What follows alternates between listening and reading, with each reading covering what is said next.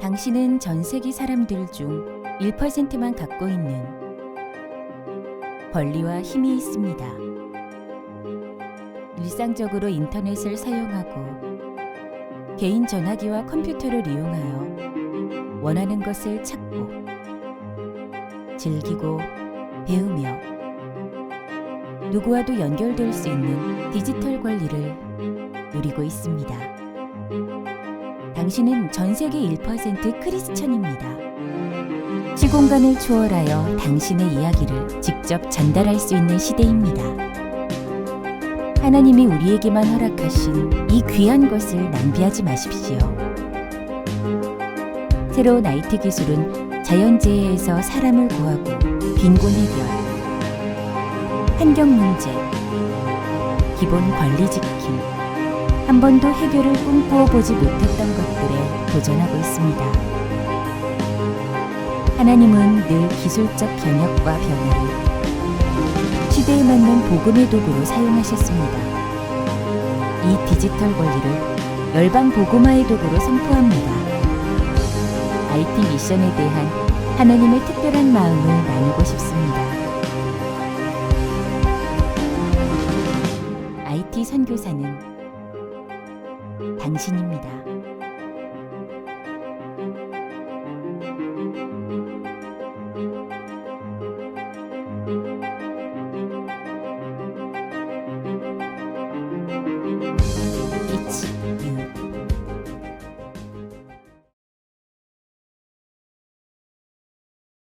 저는 사실 굉장히 어색한 시간에 지금 제가 서 있습니다. 이 모임이 IT 미션 컨퍼런스인데 저는 정말 컴퓨터를 제대로 못 다루고 있거든요. 지금도 저를 도와주는 우리 전도사님이 와 계신데 거의 대부분 무슨 뭐든지 다 우리 전도사님이 다 해줘요. 뭐 프로그램을 깔아준다든지 뭘 설정해 준다든지 다. 저는 또 자판도 제대로 못해서 독수리 타법이라고 그러죠. 네, 두 손가락으로 이렇게 자판을 그래서 설교 원고 하나 작성하기가 엄청 어려워요. 시간이 너무 많이 걸리고. 그런데 저에게 지금 이 두 번째 아주 이 중요한 컨퍼런스에 말씀을 전하라고 하는 것 자체가 굉장히 어색한 입장입니다. 그래서 안 하려고 아주 애를 썼는데 굳이 저에게 이 일을 하라고 하신 이유는 제가 사실 IT 쪽에 거의 문외한에 가까운데도 아마 영성 일기를 쓰는 것 때문에 그런 것 같아요. 지금 인터넷을 가지고 주님과 온전히 친밀하게 동행하는 훈련을 시키는 일을 했습니다. 그건 정말 주님이 하셨다고 생각이 듭니다. 저에게 있어서 그런 은사가 있는 것도 아니고 하여튼 하나님이 지금 이 시대에 세상이 완전히 달라졌잖아요. 그죠? IT가 굉장히 그 기술이 발달되어 있는 이 시대에 만 할 수 있는 그 놀라운 일을 하나님이 저를 통해서 하셨어요. 그래서 그 일에 대해서 여러분들과 같이 나누게 되면 좋겠다고 하는 뜻이 있다고 생각이 듭니다. 자, 오늘 말씀을 먼저 읽겠습니다. 요한복음 15장 4절에서 6절 말씀입니다. 요한복음 15장 4절에서 6절 말씀을 제가 읽겠습니다. 내 안에 거하라 나도 너희 안에 거하리라. 가지가 포도나무에 붙어 있지 아니하면 스스로 열매를 맺을 수 없음 같이 너희도 내 안에 있지 아니하면 그러하리라. 나는 포도나무여 너희는 가지라. 그가 내 안에 내가 그 안에 거하면 사람이 열매를 많이 맺나니 나를 떠나서는 너희가 아무것도 할 수 없음이라. 사람이 내 안에 거하지 아니하면 가지처럼 밖에 버려져 마르나니 사람들이 그것을 모아다가 불에 던져 사르느니라. 아멘. 1987년이니까 상당히 오래 전이죠. 그때 그 최신부라고, 지금은 정보통신부인가요? 그때 최신부라고 있었는데 그 최신부 오명 그때 당시에 차관이셨습니다. 그분 방에 국민대학 금속공학과 2학년이었던 배인식이라는 대학생이 그 차관실을 찾아가서 꼭 차관을 만나야 되겠다고 떼를 쓰는 바람에 쫓겨난 일이 있습니다. 주로 비서실이나 공무원들이 하는 일은 이런 식으로 막무가내로 찾아와서 차관과 같이 그렇게 고위 공직자를 만나겠다는 사람을 막아주는 일이 그 사람들 하는 일이잖아요. 네, 그래서 쫓겨났어요. 근데 오명 차관이 이 배인식이라는 대학생에게 전화를 걸었습니다. 그런 일이 있었다는 것을 듣고 친히 차관이 전화를 걸었어요. 도대체 왜 나를 만나려고 했느냐? 왜 그렇게까지 와서 소란을 피우고 그랬느냐? 이렇게 참 그분도 참 대단한 분이죠. 그랬더니 이제 사연은 이런 사연이에요.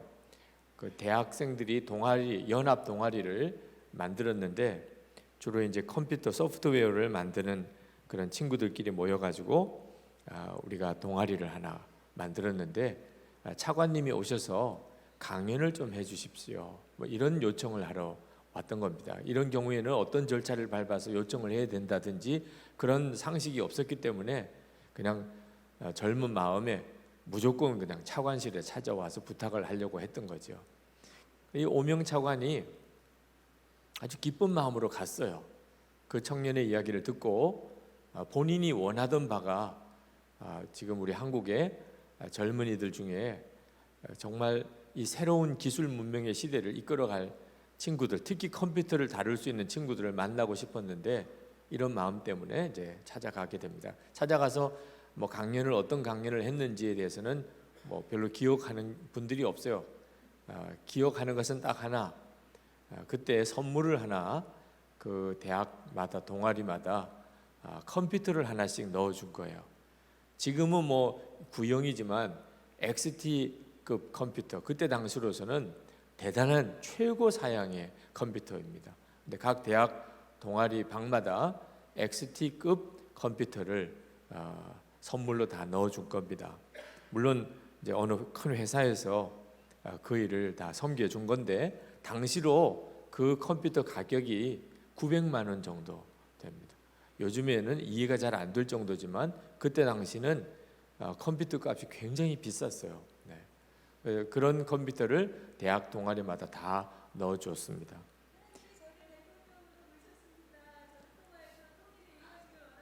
네, 여기도 또 오셨네요. 네, 기도하세요. 네. 네.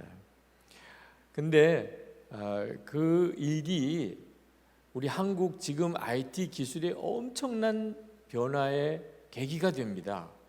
그때 그 오명 차관이 정말 넓은 마음으로 그리고 과감하게 그렇게 이렇게 도와주었던 일을 계기로 해서 88 올림픽 때 이제 이 전산 파트를 다루어줘야 되는 난감한 문제를 지금 정부가 가지고 있었어요. 세계적인 행사를 한국에 유치를 했는데 이걸 섬겨줄 수 있는 기술진이 우리 한국에 잘 갖춰져 있지를 않는 겁니다. 그래서 그때 이 오명 차관이 이 대학생이었던 배 씨에게 연락을 합니다. 그리고 좀 제대로 이렇게 컴퓨터를 다룰 수 있는 친구들 좀 모아줄 수 있느냐.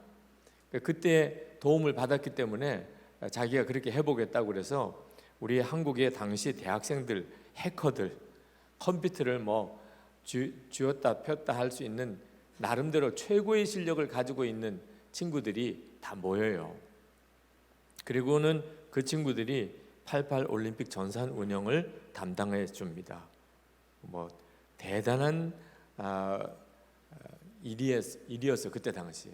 88 올림픽이 성공하게 된 배경에는 바로 이 친구들이 그렇게 섬겨 주었던 것 때문이라고들 말하기도 합니다. 그래서 아주 성공적으로 88 올림픽이 진행이 됩니다. 그리고 한국 벤처 업계를 대표하는 인물들이 그들 중에서 나와요.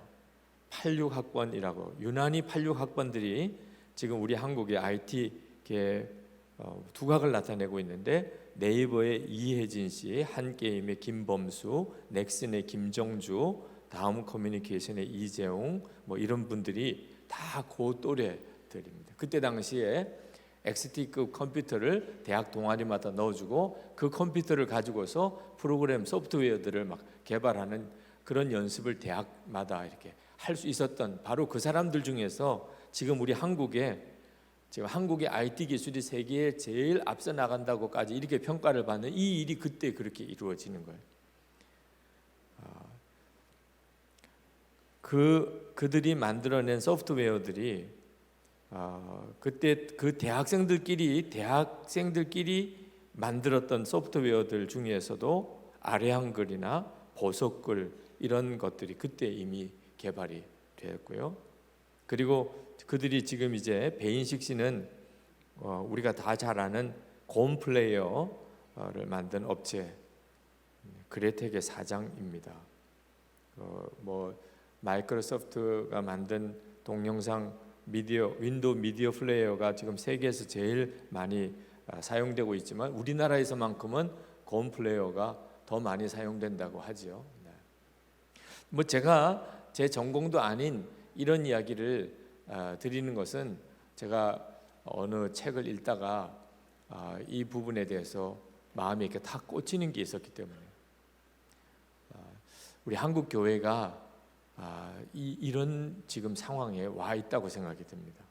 그리고 지금 이 IT 미션 컨퍼런스가 어떤 뜻에서 보면은 그런 역할을 할 수 있다고 생각이 듭니다. 1만 명의 IT 선교사를 도전하는 일은 저 개인적으로 생각하면 정말 하나님의 때에 뭔가 하나님이 주신 사인같이 보입니다. 물론 이것이 전적으로 우리 안에서만 일어난 일은 아니고 또 하나님이 우리 예수전도단 로렌 커닝햄 목사님 통해서 우리에게 이렇게 허락하신 하나님의 비전이기도 하다고 생각은 들지만 그래도 하나님이 이 한국이라는 나라를 솔직히 우리들끼리 이야기지만 문제가 많잖아요, 그렇죠? 여러분 자신도 그렇고 여러분 친구도 그렇고 우리 한국 사람들이 좀 문제가 많아요. 하나님이 우리나라를 왜 이렇게 사랑하셔서 쓰시려고 하시는지를 어떤 때는 잘 이해하기가 어려워요. 근데 우리 한국의 지금 현실을 놓고 보면 이 IT 기술의 발전이 또 한 번의 하나님의 무슨 어떤 계획인가 이렇게 여겨질 만큼 참 놀라운 일이거든요. 근데 한국 교회는 아직까지 이 점에 대해서 그렇게 선뜻 마음이 열려져 있지는 않습니다.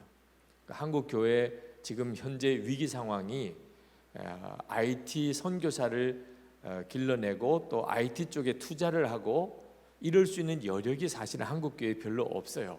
우선순위가 아닙니다. 다들 인식은 하고 있어요. 목사님들도 장로님들도 세상이 많이 변했다는 인식을 하고 있어요. 얼마 전에 성지순례, 국내 성지순례를 이렇게 쭉 다니면서 보니까 그 남자들, 여자들 이렇게 천을 놓고서 이렇게 남자 앉는 자리, 여자 앉는 자리 이렇게 나눠 앉는 예배당을 가본 적이 있습니다. 그 저희 부모님 때, 저도 어릴 때 기억이 나요. 그런 예배당에서 예배드렸던 기억이. 남녀가 이렇게 같이 앉아 있다는 것은 상상도 못하고, 그리고 예배는 이렇게 의자에 앉아서 드리면 안 되는 거였어요. 하나님께 예배 드리는데 어떻게 이렇게 의자에 앉아요? 지금 하나님 앞에 나왔어요. 다 마루바닥에 무릎 꿇고 앉아야지. 그래서 우리 한국 예배당이 한동안 다 마루바닥이었고 이런 의자를 놓는 문제가 굉장한 실랑이가 있었어요. 이런 의자를 놓는 교회는 이제 신신학 계통의 이런 교회다. 자유주의 신학의 물결. 그래서 이 문제가 금기였던 때가 있었다니까. 그게 얼마 전이었어요. 이 드럼이나 이런 그때 당시 분들 우리 믿음의 선조들이 보면 오늘 기절초풍할 일이에요. 지금 이렇게 한다는 것 자체는 그러니까 상상도 할 수가 없어요. 여자들이 어떻게 이 위에 올라와요? 여자들이 이건 있을 수가 없고 제가 목사가 되고 전도사 목사가 되는 그때 당시만 해도요 정말 다 신발 벗고 올라왔어요. 이 예배당에 이렇게 신발 신고 구두 신고 여기까지 이렇게 올라와 서 있을 수 있다는 것은 이건 정말 상상도 못할 일이었고, 지금도 우리 한국 교회 상당히 많은 교회는 신발 신고 강단에 올라온다는 건 상상도 못하는. 그런데 지금 시대는 우리가 쫓아가기 어려울 정도로 엄청나게 바뀌고 있어요. 특히 IT 쪽에서 여러분들보다도 더 어린 초등학교 아이들, 이미 여러분들 보면 한숨 나오. 그 아이들의 수준에서 보면 그보다도 더 어린 아이들은 여러분들도 어른들 이야기할 때가 아니에요. 여러분들 이미 너무 늙었어. 여기 있는 청년들도 너무 늙은 세대예요. 이 IT 기술 때문에 그렇습니다. 이 기술의 이 변화는 엄청난데, 정말 이 IT 기술은 로렌 커닝햄 목사님 말씀하신 것처럼 세계가 정말 하나님을 아는 지식으로 충만하게 되는 일을 위하여 하나님이 준비하신 것 같아요. 틀림없이 아마 그렇게 될 거라고 생각이 듭니다. 그런데 이 일에 대해서 관심 갖고 그것에 대해서 투자하고 사람을 길러주는 일에 대해서는 우리가 여력이 없어요. 지금 교회가 그렇게 정말 해야 될 때인데, 아마 이 IT 미션 컨퍼런스를 계기로 하나님께서 우리 한국교회 안에 또 한 번의 엄청난 어떤 변화를 일으키시고 계시다는 생각이 듭니다.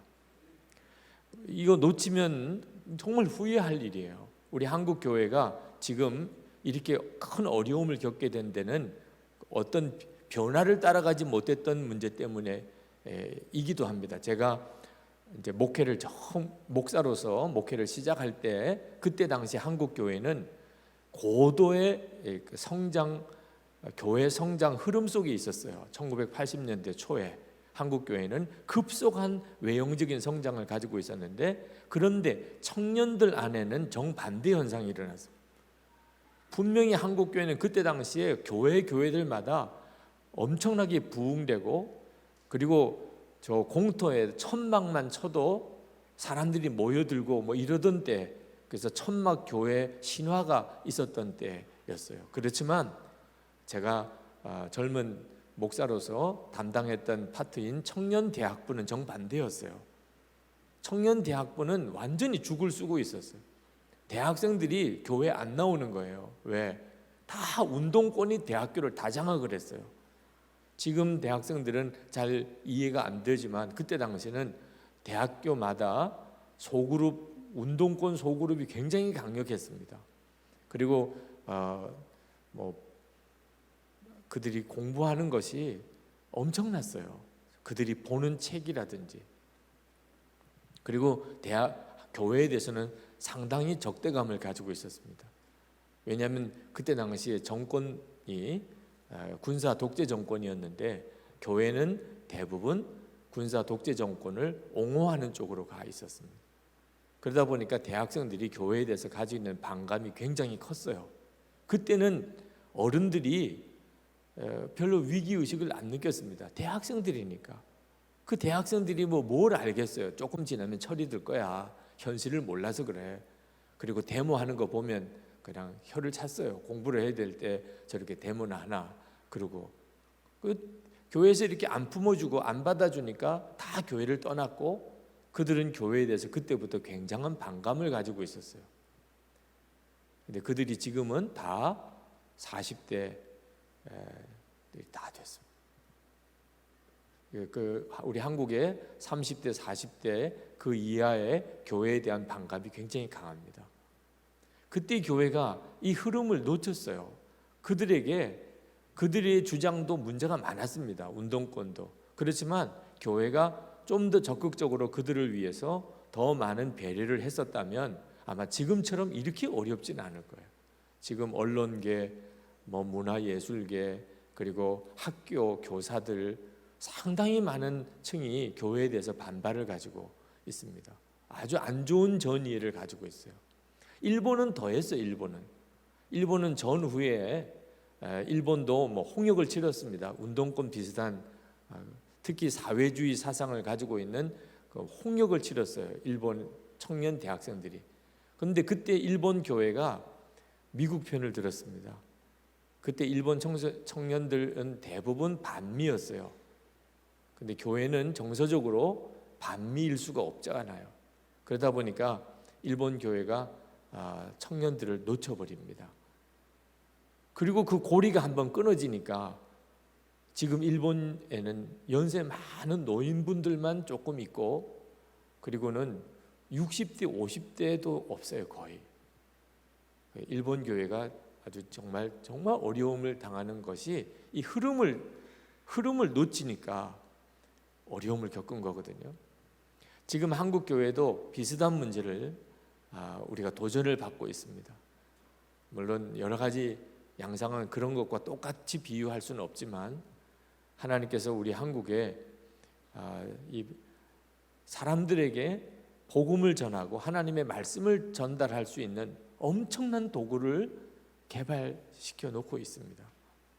근데 그것을 교회가 잘 활용하거나 그런 인재를 길러주는 일에 대하여 우리가 관심 갖지 못하면, 그러면 나중에 한국 교회는 정말 이 흐름에서 완전히 소외되고 말게 되는 거죠. 세상은 급격하게 바뀌고 있어요. 저는 교회 선한목자교회를 담임하면서 교회가 건축 문제 때문에 굉장히 어려움을 겪고 있었지만, 그때 하나님이 제게 주시던 마음이 2000년대 초반이죠. 지금부터 한 이제 10년 전, 제가 선한목자교회 담임한 지 10년째가 넘어서는데, 그때 인터넷 교회를 세워야 한다 하는 마음을 주셨어요. 틀림없이 이 오프라인 교회, 뭐 영락교회, 소망교회, 또 사랑의 교회, 온누리 교회, 이런 교회들이 있지만 앞으로는 인터넷 상의 교회가 생길 것이다. 그런 마음이 너무나 강하게 드는 겁니다. 사람들은 이런 지역 교회에 소속되어 있지만 또 동시에 인터넷에도 교회가 있어서 이제는 이 온라인 상에서 활동의 영역이 엄청나게 커질 것이다. 누군가는 인터넷 교회를 시도해야 한다는 마음이 들었어요. 그래서 저희 교회 안에 인터넷 교회라는 부서를 만들었습니다. 그런데 교회가 그 인터넷 교회에다 적극적인 투자를 할 수 있는 여력이 잘 없었기 때문에, 또 솔직히 이게 어떤 식으로 인터넷상의 교회가 만들어질 건지에 대한 명확한 감이 잡히지 않았기 때문에 그냥 이름만 인터넷 교회와 같은 형태의 조직만 가지고 교회 홈페이지 정도만 그저 관리하는 그런 정도쯤에 계속 몇 년 동안에 머물러 있었어요. 분명히 하나님이 무슨 뜻이 있어서 만들게 하신 것 같은데 무슨 뜻일까? 그런데 이 일이 이제 한 7년, 8년을 이렇게 지나가면서, 그러니까 이제 한 3년쯤 되지요. 이 영성일기라고 하는 것을 가지고 하나님이 인터넷상에 엄청난 일을 시작하시는 것을 보았어요. 지금 현재 영성일기에 들어와서 같이 영성일기 사이트에 들어와서 등록해서 일기를 쓰는 분들이 한 22,500명 정도 된다고 제가 오늘 오는 길에 보고를 받았습니다. 한 1년여 정도가 돼요. 이렇게 선한목자교회 말고 다른 교인들에게도 이렇게 영성일기를 쓰시도록 기회를 드리고 한 것이 이제 1년이 좀 넘습니다. 근데 저희 선한목자 교인들은 한 4,000명 정도쯤 돼요.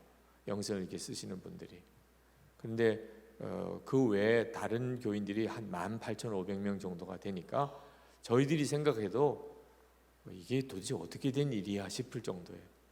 이것이 이제 앞으로 3년, 5년 더 지나가면 어떤 형태로 확산되어질지 잘 가늠이 안 될 정도입니다.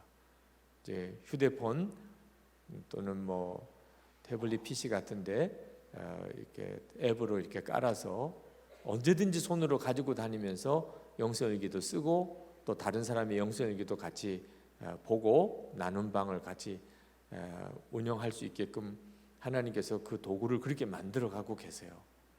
제가 그 24시간 예수님을 바라보는 일을 하나님께서 마음에 저에게 비전으로 주셔서 지금도 예수님과 함께 동행하며 살 수 있다. 예수님은 정말 우리 마음에 와 계시다. 그래서 당연히 주님을 바라보고 살아야 된다. 그런데 어떻게 그것을 계속 그렇게 주님과 동행할 수 있는가? 영성일기를 통해서 매일매일 주님 바라보는 것을 점검해 보라. 아주 간단하게 말하면 그렇게 하는 거예요. 그런데 그것을 매일매일 일기를 쓰는 것을 노트에다가 쓰지 않고 인터넷상에 올리는 겁니다. 그러니까 모든 사람들이 서로 일기를 나누어 보고 살게 돼요. 네. 그리고 이제 이 일을 많은 분들에게 도전하기 시작했습니다. 그래서 저는 정말 페이스북을 지금도 어떻게 만드는지 어떻게 운영하는지 정말 몰라요. 다 짜주면 거기에 저는 글만 올리는 형편인데 한 1년여 지금 페이스북을 쓰고 있습니다. 페이스북에 컬럼을 매일 올려요. 그것은 주님을 24시간 바라보는 일에 대해서 하나님이 저에게 주셨던 은혜를 매일매일 나누는 일을 하는 거예요. 근데 역시 오늘 오면서 내가 페이스북에 글을 올리면 몇 사람 정도 요즘에 보게 되냐? 한 5만 4천 명 정도가 본다 그래요. 제가 보기에는 잘 상상이 안 될 정도입니다.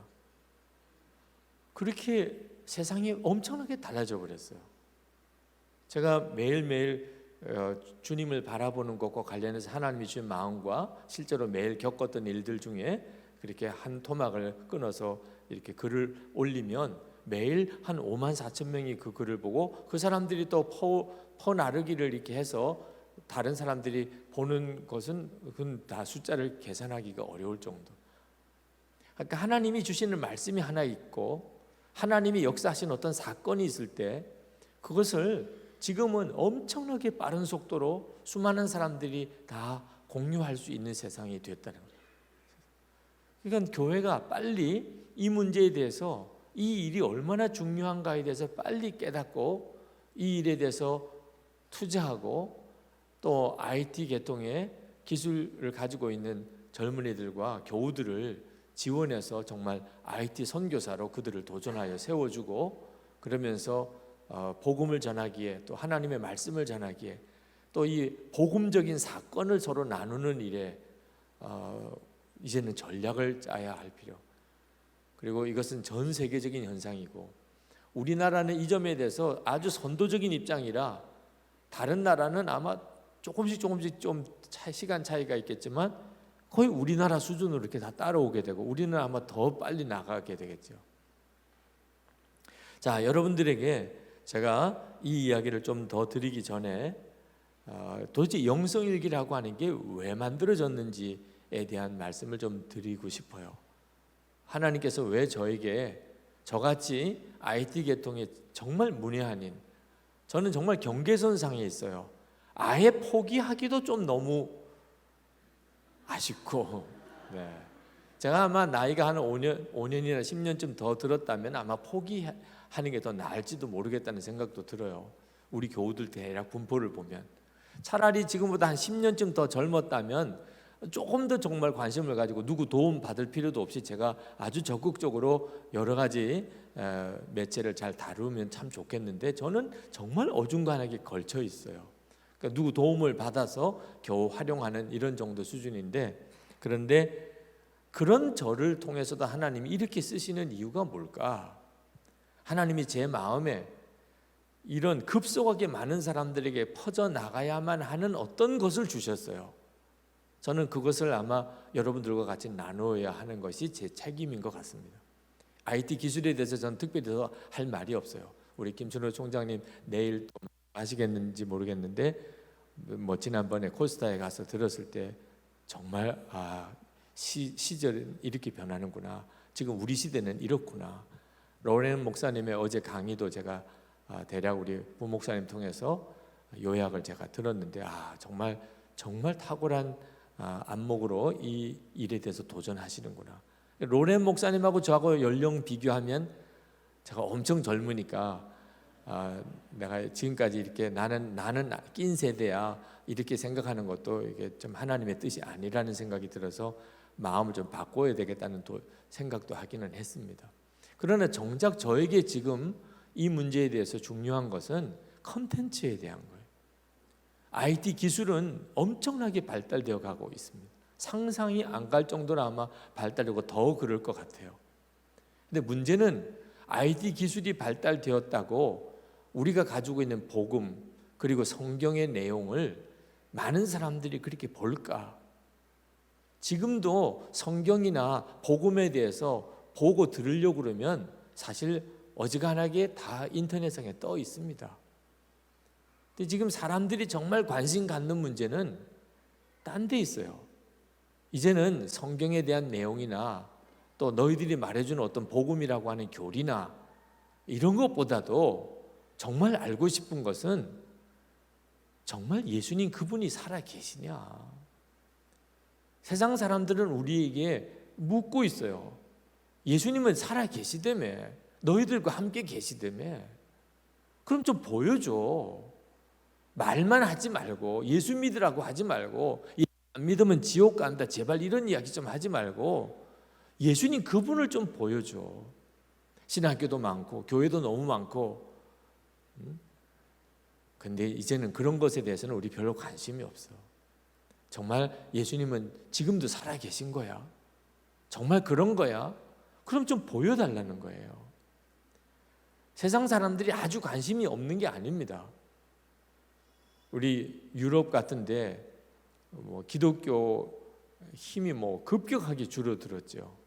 그렇지만 유럽을 가만히 보면요, 기독교 신앙은 이렇게 다 쇠락했지만 엄청난 이 종교심, 신비적인 종교에 대한 그런 갈망은요 또 엄청나게 일어나고 있다는 거예요. 동양 종교에 대해서 심취한다든지, 또는 저 아프리카에 있는 무속신앙이라든지 상상이 잘 안 되는 행태들이 유럽에 있는 사람들 사이에 퍼져 있어요. 사람은 다 갈망을 하고 있습니다. 하나님, 진짜 살아계신 하나님, 그분을 만나기를. 정말 그런가? 관심이 많아요.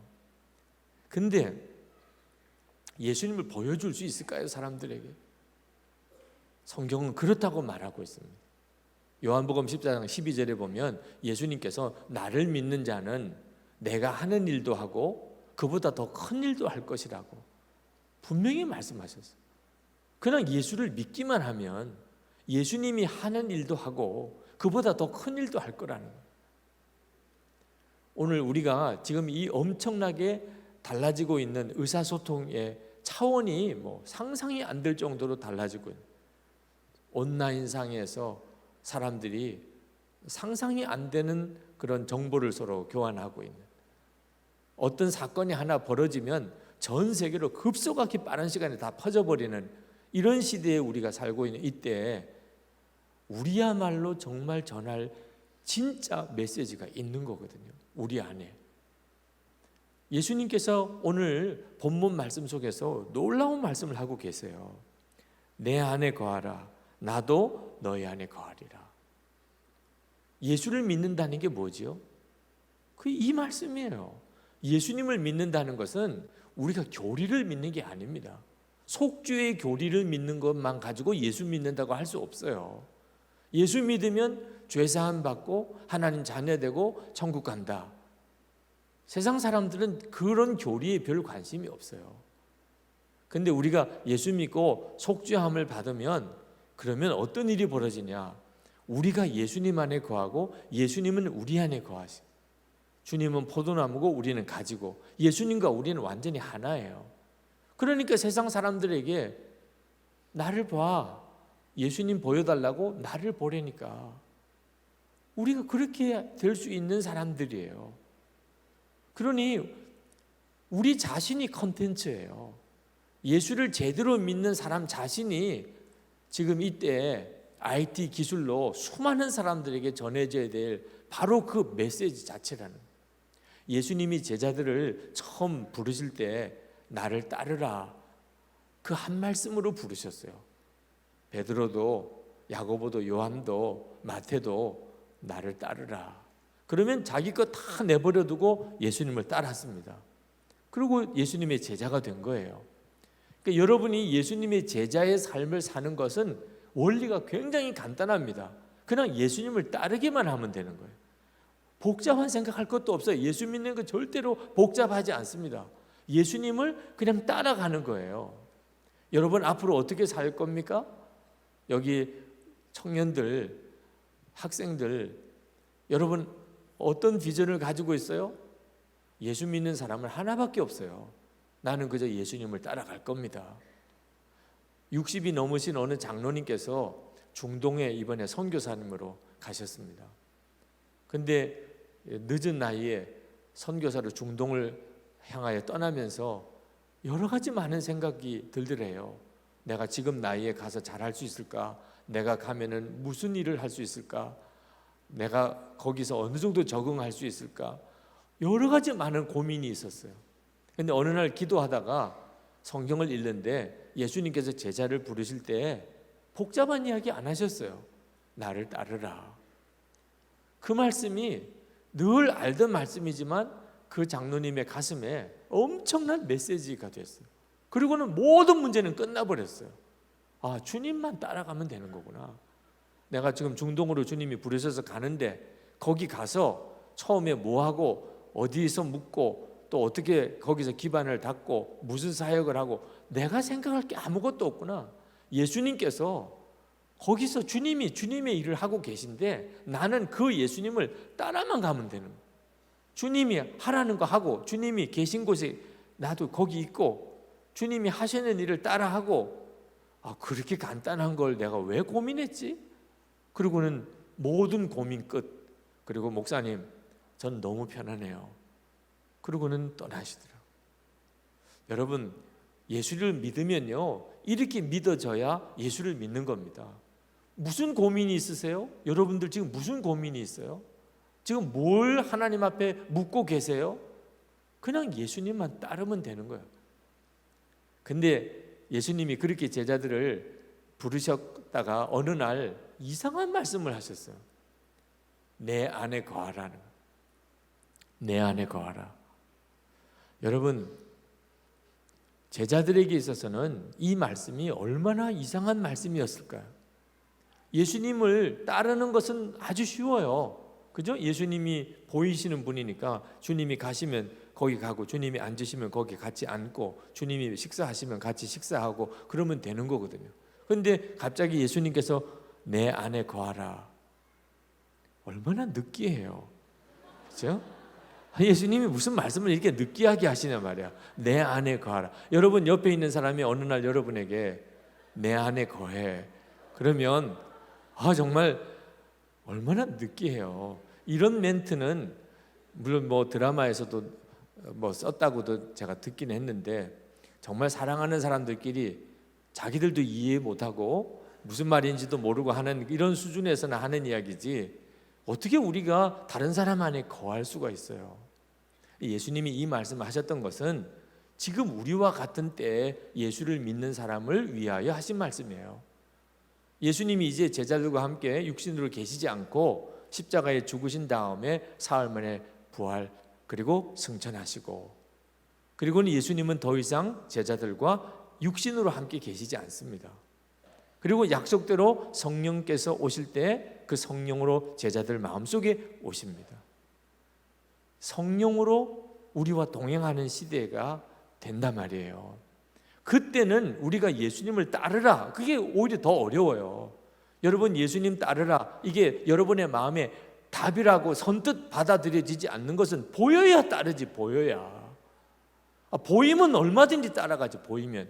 예수님 제자와 함께 계실 때처럼 그렇게 보이시는 분이라면요 아마 여러분들 중에 다 내려놓고 예수님 이스라엘 가시면 이스라엘 다 따라가고 저 중국 가면 중국 따라가고 아마 이렇게도 하실 분들이 거의 대부분일 거예요. 나도 그럴 거예요. 나도 예수님이 실제로 이렇게 눈에 보이시는 어떤 분으로 계시다면 정말 뭐 가다가 뭐 굶어 죽으면 굶어 죽더라도 주님 따라 다니다가 죽으면 차라리 낫지. 근데 우리는 지금 예수님을 눈으로 보고 따라다닐 수가 없는 시대에 있단 말입니다. 근데 어떻게 예수님을 따라요 그러면? 그래서 예수님께서 나를 따르라고 하는 말씀을 다시 다른 말로 바꾸셨는데 내 안에 거하라고. 그게 다 같은 말이에요 사실은. 예수님 안에 거하고 예수님은 우리 안에 거하시는 바로 이 계획이 우리가 예수를 믿는 계획이에요. 우리가 예수님 안에 거하고 예수님이 내 안에 거하시는 이 계획이 이루어지면 우리는 걱정할 게 아무것도 없어요. 우리가 예수님 안에 거하고 예수님이 내 안에 거하시는 게 분명하지 않으니까 모든 문제가 다 생기는 거예요. 교회 일이든 개인 일이든 하나님의 자녀들은 답은 오직 그거 하나밖에 없습니다. 이거 하나 훈련이 제대로 되지 않아서 방황하는 거죠. 6절 말씀에 보면 우리가 메마른 것은 왜 메마르냐? 주님 안에 거하지 않으니까 메마른 거예요. 우리가 예수를 믿고 살다가 어떤 때는 시험도 들고 어떤 때는 낙심도 오고 어떤 때는 좌절도 오고 이거 왜 이런 일이 생기죠? 내 안에 거하지 아니하면 너희가 밖에 버려져 마르나니. 혹시 여러분들 중에 요즘에 마음이 이렇게 시험이 들고 그리고 우울하고 기쁨도 없고 추수감사절 이번 주일인데 마음에 감사도 없고 그리고 삶에 어떤 하나님의 역사도 없고 열매도 없고, 그렇다면 원인은 하나밖에 없어요. 예수님 안에 거하지 않고 있는 겁니다. 여러분이 다시 예수님 안에 거하면 예수님도 내 안에 거하시고 그리고 우리는 열매를 많이 맺을 것이라고 말씀하셨어요. 저는 어려서부터 목사 아들로, 할아버님도 목사님이셨어요. 교회에서 자랐습니다. 그러나 누구도 예수님 안에 거하는 것에 대해서 가르쳐 주지 않았어요. 저는 교회 다니는 게 예수 믿는 건 줄 알았어요. 저는 착한 게 믿음 좋은 건 줄 알았어요. 공부 열심히 하는 게 믿음 좋은 건 줄 알았어요. 선생님 말씀 잘 듣는 게 그게 그냥 믿음 좋은 건 줄 알았어요. 저는 그냥 자연히 그렇게 생각했어요. 교회 열심히 다니고 선생님 말 잘 듣고 예배 시간에 안 떠들고 그러면 그게 믿음이 좋은 건 줄 알았더니, 예수님 안에 거하고 예수님이 내 안에 거하는 것에 대해서는 누구도 저에게 가르쳐 주지 않았어요. 우리 한국 교인들이 지금 대부분 이 문제 속에 빠져 있어요. 교회는 열심히 다니고 성경도 많이 읽는데 예수님과의 관계에 대해서는 거의 배우지를 못했어요. 예수님은 그저 믿어드리는 대상일 뿐입니다. 내 안에 계시고 나도 예수님 안에 거하는 것이 뭔지를 몰라요. 그게 얼마나 심각한 문제인지, 내가 진짜 예수님을 믿는 게 아니었는 걸 나 자신이 몰랐다니까. 교회 다니고 있는데 어떻게 내가 예수님을 안 믿어요? 그거 어떻게 말이 안 되는 일이잖아. 목사 아들이고 교회 열심히 다니고 있고 그리고 고등학교 졸업하고 바로 신학교 가서 그리고는 전도사 되고 목사 안수까지 받았는데 예수를 안 믿는다고 어떻게 말할 수 있어요? 저는 제가 예수를 안 믿는 사람일 거라고는 상상도 못했어요. 그런데 군목 훈련 받다가 그만 다리가 부러졌습니다. 광주 통합병원에 응급으로 실려갔어요. 군의관이 엑스레이를 찍어보고 내일 아침에 바로 응급수술 들어가야 됩니다. 지금부터 금식하세요. 그러면서 하는 이야기가 다리를 절게 되겠습니다. 고관절이 완전히 깨져버렸는데 이거 수술이 완벽하게 되기 어렵습니다. 다리를 절게 될 텐데 목사님이시니까 잘 극복할 줄 믿습니다. 전 이해가 안 돼요. 왜 목사님은 다 극복할 줄 안다고 이야기하는지. 저는요 진짜 앞이 캄캄해지더라고. 근데 그때 내가 정말 예수님을 믿는 사람이었. 여러분, 믿는다는 게 뭐예요? 믿는다는 게 정말 믿는다, 그게 뭘 말하는 거예요? 힘들고 어려울 때 힘이 되는 게 믿는 거잖아요. 힘들고 어려울 때, 힘들고 어려울 때 누구를 믿는가가 그때 결정되는 거잖아요. 제가 제 인생에 가장 큰 위기에 부딪혔단 말이에요. 그러니까 제가 누구를 믿는지가 나오더라니까. 저는 저희 아버님을 찾았어요. 수원에서 목회하시는 저희 아버님. 저희 아버님에게 연락을 드려야 저에게 어떻게 조치를 해서 서울의 큰 병원이라도 수술을 받게 해주지 않겠냐. 이게 광주에 있는 군인병원에서 수술 받아가지고는 제대로 수술도 안 될 것 같고, 아버지 빨리 아버지에게 연락을 드려야, 내 사정을 빨리 아버지에게 연락을 드려야 될 텐데. 그 밤 늦은 시간까지 지나가는 사람들 위생병들 붙잡고 전화번호 전화해달라고 아무도 저를 위해서 저희 아버님에게 전화해 준 사람이 없었어요.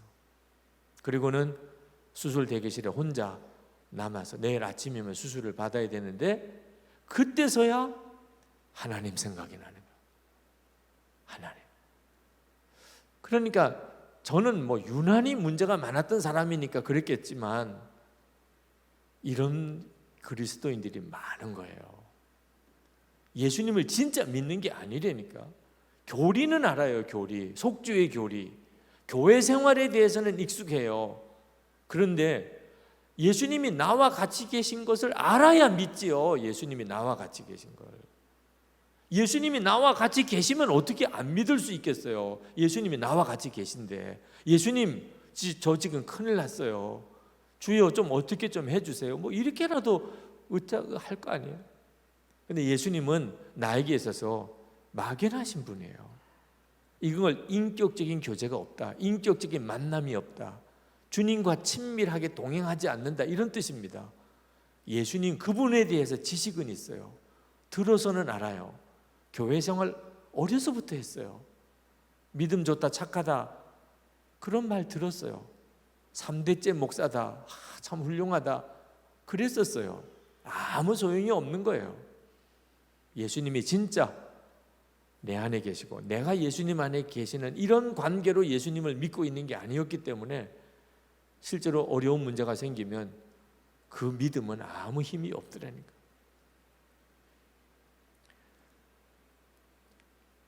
많은 그리스도인들이 실제로 이렇게 주님 안에 거하고 주님은 내 안에 거하시는 예수님과 실제적인 관계가 없이 살아요. 그런 훈련에 대해서 거의 받아보지를 못했어요. 그냥 모여서 말씀 듣고 뜨겁게 같이 소리 질러서 기도하는 이런 수준 이상을 넘어가지를 못해요. 큐티를 하기도 하고, 그리고 집에서 성경도 보기도 하고, 이런 분들이 또 아주 소수가 있기는 하지만 그래도 예수님과 정말 온전히 연합된 믿음으로 이렇게 사는 성도들이 정말 드물어요. 사도행전 당시 때는 그러지 않았습니다. 사도행전 당시 때는요, 성경도 없었어요. 성경도. 신학교 나온 목사님 없었어요. 이런 예배당, 이건 상상도 할 수도 없었어요. 예수 믿으면 죽인다는 때예요. 예수 믿으면.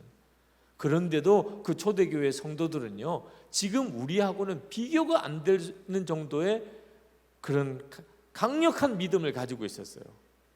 순교, 그들에게 있어서는 그것이 기쁨이었어요. 스데반 집사는 순교하면서 천사의 얼굴이 됐다니까. 어째서 그렇죠? 예수님이 함께 계시는 것을 그들은 너무나 분명히 알았기 때문입니다. 그들은 정말 주님 안에서 있어요. 여러분, 바울 사도가 쓴 서신을 읽어보세요. 전부 다 주 안에서, 주 안에서, 주 안에서, 주 안에서. 그들은 진짜 주님 안에서 살았어요. 주님 안에. 예수님은 멀리 계신 분이 아니에요. 교리적으로 아는 예수님도 아니에요. 주님은 정말 함께 계시는 분이셨어요. 그들과 함께 계시는 분. 그것이 능력이었다니까.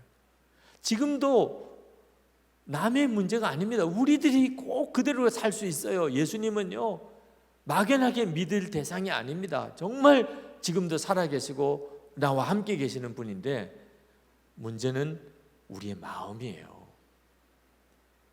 예수님을 살아계신 주님으로 만나는 자리가 마음입니다. 이 간단한 것을 한국 교인들이 잘 몰라요. 그래서 마음이 얼마나 중요한지를 모르고 사는 거예요. 여러분, 오늘 이렇게 저녁에 또는 오늘 컨퍼런스에 여러분 이렇게 모이셨는데, 아마 이런 식으로 이렇게 집회에 오게 되면 적어도 뭐 외양은 이렇게 좀 다듬고 오지요. 네. 그냥 자다가 그냥 나온 사람은 없지요.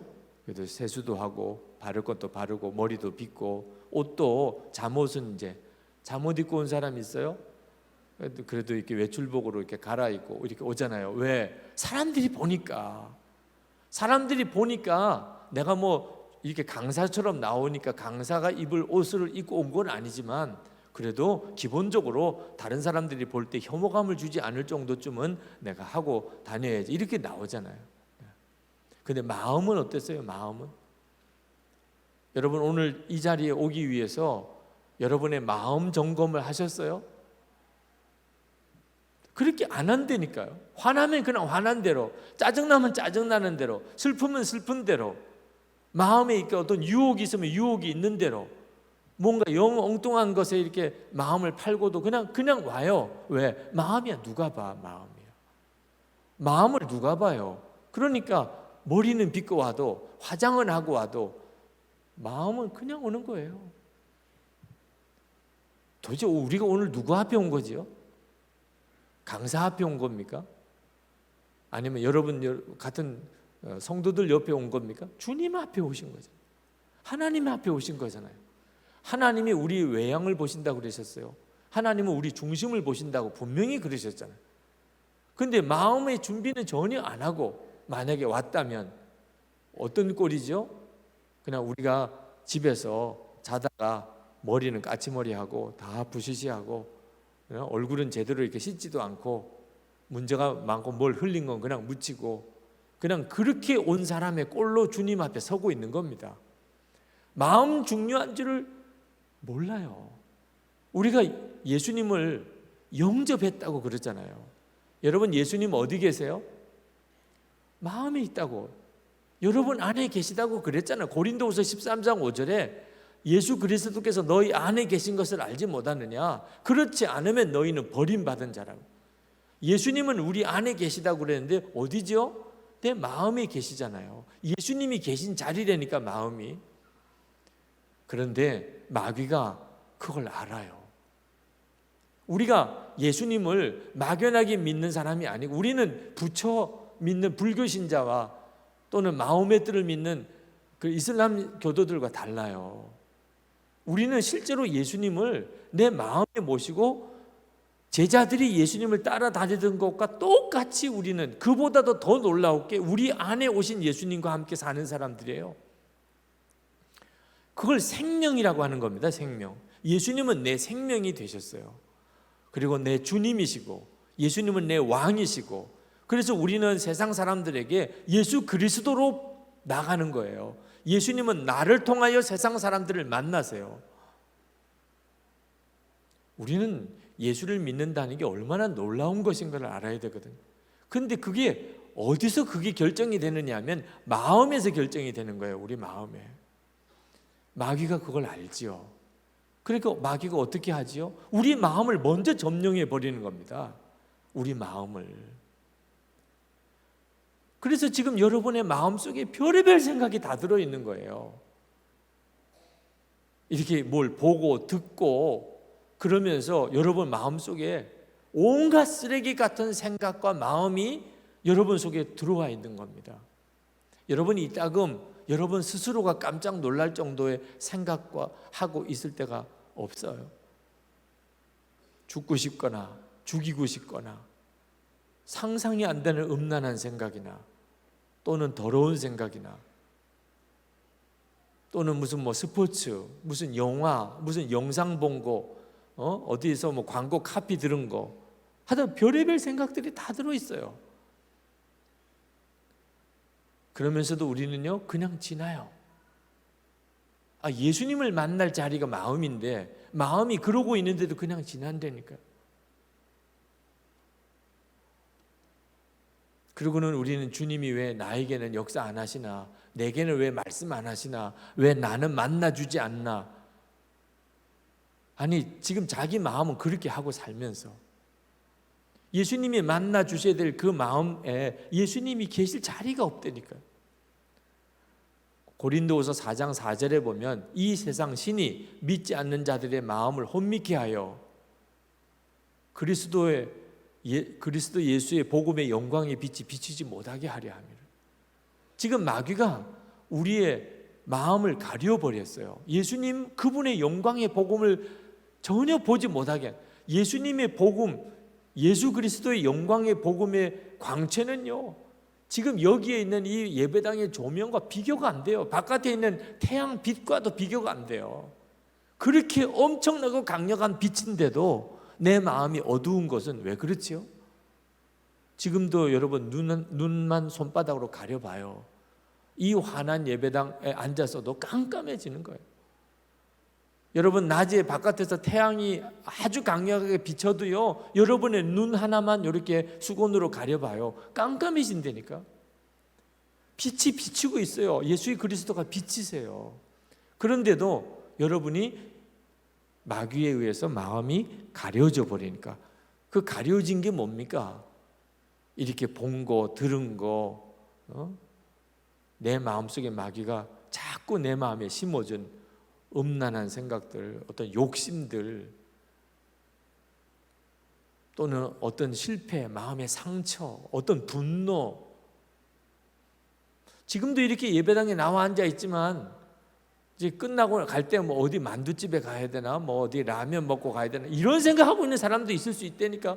몸은 여기 나와 앉아 있지만 마음은 완전히 딴 데 가 있다니까.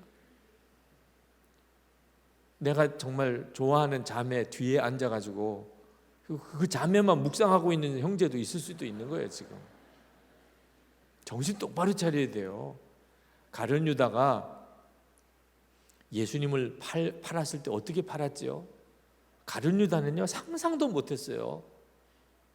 마귀가 예수를 팔려는 생각을 집어넣어 준 줄을. 그냥 가룟 유다는 예수를 팔려는 생각이 자꾸 떠오른 거예요. 처음에는 가룟 유다도 얼마나 질색했겠어요. 내가 왜 이런 생각을 하는 거야? 그런데 자꾸 그 생각이 드니까 얼마를 받을까? 누구한테 가면 될까? 결국 나중에 사단이 그 속에 들어갔다 그랬잖아요. 그래서 예수를 파는 거라니까요. 이런 일이 가룟 유다만 아니고 지금도 교회 안에, 성도들의 가정 안에 계속 일어나고 있어요. 그러니까 멀쩡히 예수 믿는 사람인데 마귀 앞잡이 노릇을 하는 겁니다. 마음이 완전히 마귀 생각으로 그냥 사로잡혀져 있으니까. 저는요, 목사 그만둘 뻔했다니까. 저는 교인들을 의도적으로 속이려는 뜻이 없어요. 그런데 속이고 살았어요. 왜? 생기기를 너무 착하게 생긴 거예요. 그래서 사람들이 저를 보면 착한 줄 알아요. 저는 절대로 착하게 이렇게 의도적으로 한 게 없습니다. 그냥 자기가 그렇게 본 거예요. 착하게. 아유, 정말 영락없이 목사님처럼 생겼네요. 이렇게 이야기를 해요. 근데 저는 실제로 제 마음속에 저 스스로가 생각하기에도 이건 아니야. 교인들이 저를 어떻게 보고 있는데 내가 이렇게 나쁜 생각, 더러운 생각, 음란한 생각 이렇게 하고 있을 수 있을까? 저는 제가 엄청난 가증한 놈이라고 생각했어요. 그래서 내가 목사를 그만둬야지. 어차피 하나님 앞에 가면 다 드러날 건데. 그때 내 알던 교인들, 야, 유 목사님이 그런 사람이었어? 속마음이 다 드러날 때가 온다니까. 지금 차라리 내가 목사직을 내려놓고 교회 사찰이라도 하면서 교회 청소라도 하는 게 차라리 더 마음 편안하지 않겠냐. 그리고 목사직을 그만둘 뻔했어요. 근데 하나님께서 요한복음 13장 2절에 가룟 유다에게 마귀가 예수를 팔려는 생각을 집어넣어 줬다는 말씀에 깜짝 놀랐어요. 마귀가 그렇게 하고 있는 거고. 우리가 실제로 예수를 믿고 나면 예수님과 마음에서 만나요. 예수님은 내 마음에 계시고 내 마음의 주인이 되세요. 내 마음의 주인이라는 말은 항상 예수님 생각하고 바라보고 사는, 누구를 만나도 어디 가서 무슨 일을 해도 항상 예수님 바라보고 사는 거예요.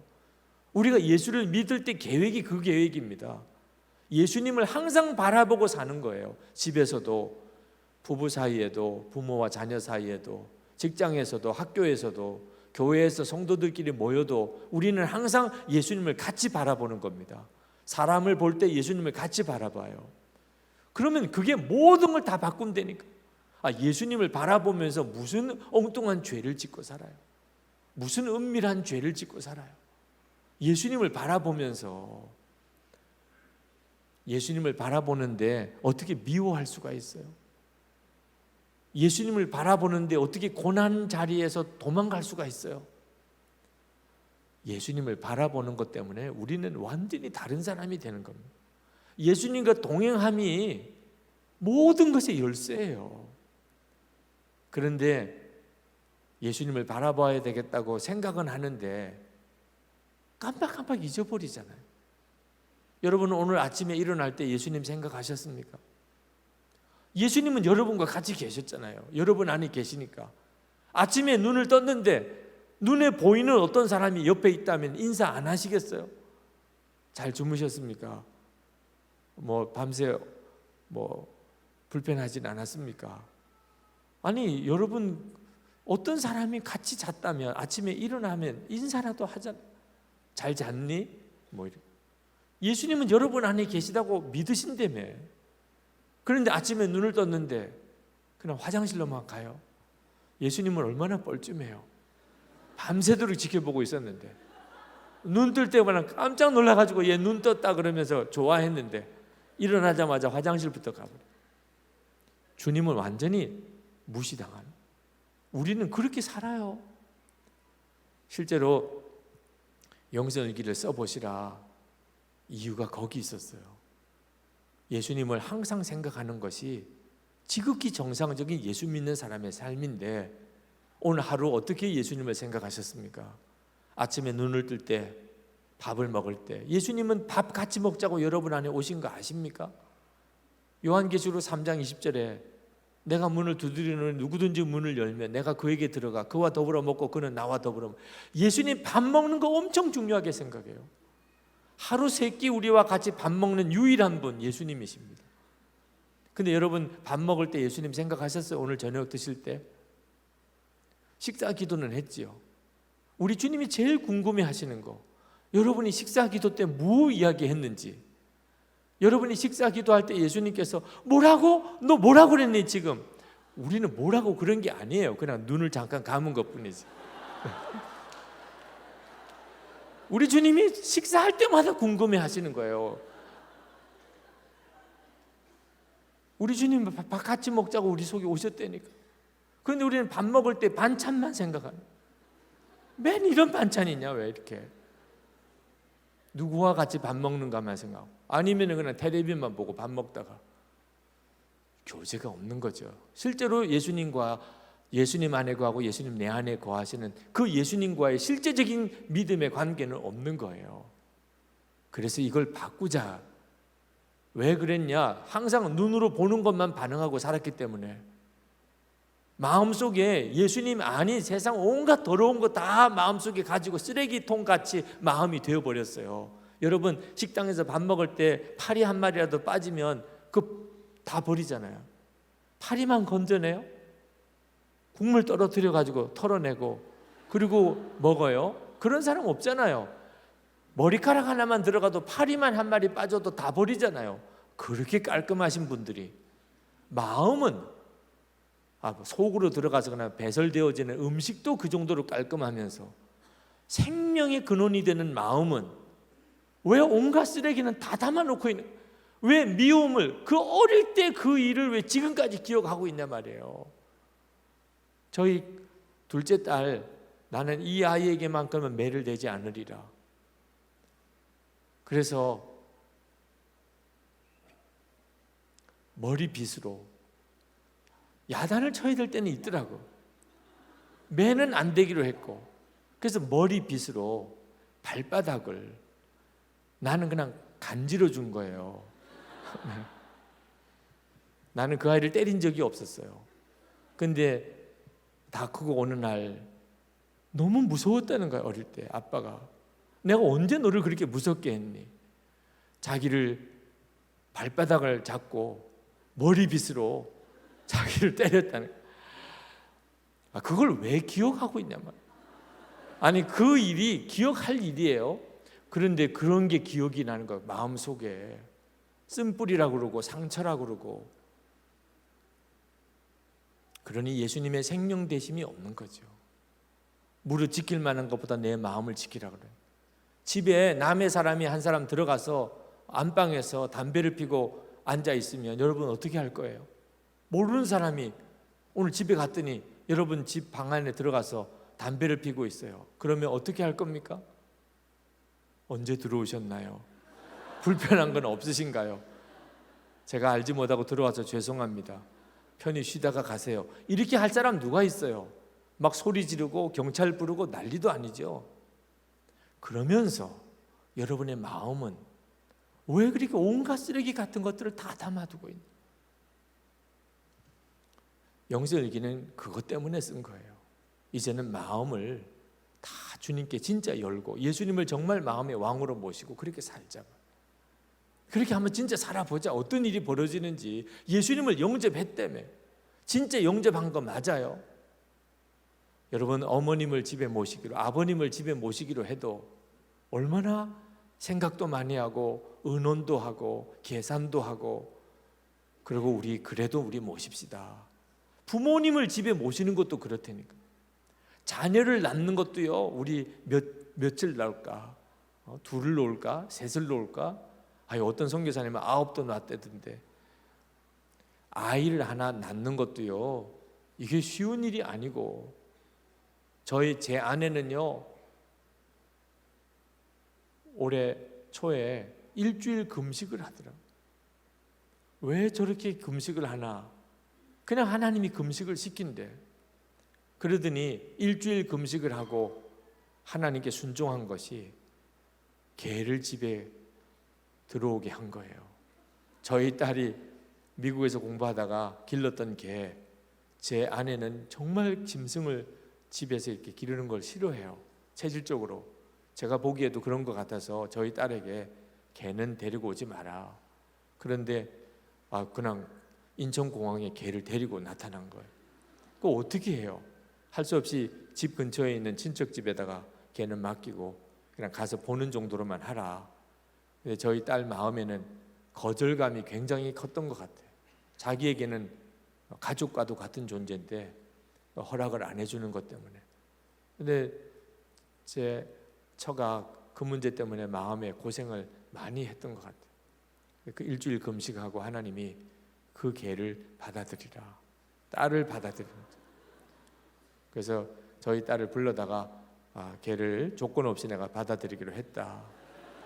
저희 딸은 거의 통곡 수준에, 그 말을 하는 제 아내도 그렇게 많이 울고, 제가 보기에는 그렇게 울 일인가 싶은 생각이 드는데도 하여튼 감격스러운 그런 역사가 일어났어요. 자, 여러분 집에 개 한 마리를 들여놓는 것도요, 일주일 금식을 이렇게 해야 됩니다. 아니, 여러분 그냥 쉽게 여러분 교회 담임 목사님을 모시고 산다고 생각해 보라니까. 여러분 교회 담임 목사님을 집에 모시고 산다, 한번 생각해 보세요. 그게 쉬운 일이에요. 그런데 예수님을 마음의 왕으로 모신다, 그거는 괜찮아요.